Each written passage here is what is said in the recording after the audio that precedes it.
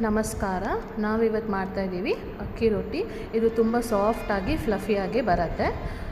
ಕ್ವಿಕ್ಕಾಗಿ ಕೂಡ ಮಾಡಬಹುದು. ಇದನ್ನು ಮೊದಲಿಗೆ ಅನ್ನನ ಗ್ರೈಂಡ್ ಮಾಡ್ಕೋಬೇಕು. ರಾತ್ರಿ ಮಿಕ್ಕಿದ ಅನ್ನ ಆದರೂ ತೊಂದರೆ ಇಲ್ಲ. ಅದನ್ನು ಒಂದು ದೊಡ್ಡ ಪಾತ್ರೆಗೆ ಟ್ರಾನ್ಸ್ಫರ್ ಮಾಡ್ಕೊಳ್ಳಿ, ಸೊ ದಟ್ ನೀಟಾಗಿ ಕಲಿಸ್ಕೊಳ್ಬಹುದು.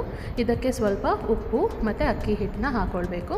ಅದಾದಮೇಲೆ ಸ್ಪೂನಲ್ಲೆಲ್ಲ ಕಲಸೋಕ್ಕಾಗಲ್ಲ, ನೀಟಾಗಿ ಕೈಯಲ್ಲೇ ಕಲಿಸ್ಕೊಳ್ಬೇಕು. ಸ್ವಲ್ಪ ನೀರು ಹಾಕ್ಕೊಂಡು, ತುಂಬ ತೆಳುವಾಗಬಾರ್ದು, ತುಂಬ ತೆಳುನೂ ಇರಬಾರ್ದು, ತುಂಬಾ ಗಟ್ಟಿನೂ ಆಗಬಾರ್ದು. ಹದ ನೋಡಿಕೊಂಡು ಈ ರೀತಿ ಕಲಿಸ್ಕೊಳ್ಬೇಕು.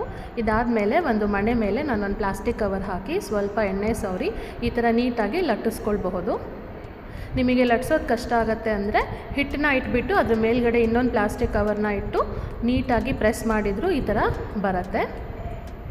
ಸೈಡ್ಸ್ ಎಲ್ಲ ಸ್ವಲ್ಪ ಸರಿ ಮಾಡಿಕೊಂಡು ಇದನ್ನು ಕಾದಿರೋ ತವದ ಮೇಲೆ ಹಾಕಿ ಎರಡೂ ಕಡೆ ನೀಟಾಗಿ ಬೇಯಿಸ್ಕೊಳ್ಬೇಕು. ಈ ಥರ ಬಟ್ಟೆ ತೊಗೊಂಡು ಪ್ರೆಸ್ ಮಾಡಿದರೆ ನೀಟಾಗಿ ರೊಟ್ಟಿ ಉಬ್ಬಿ ಬರುತ್ತೆ, ತುಂಬ ಸಾಫ್ಟಾಗುತ್ತೆ.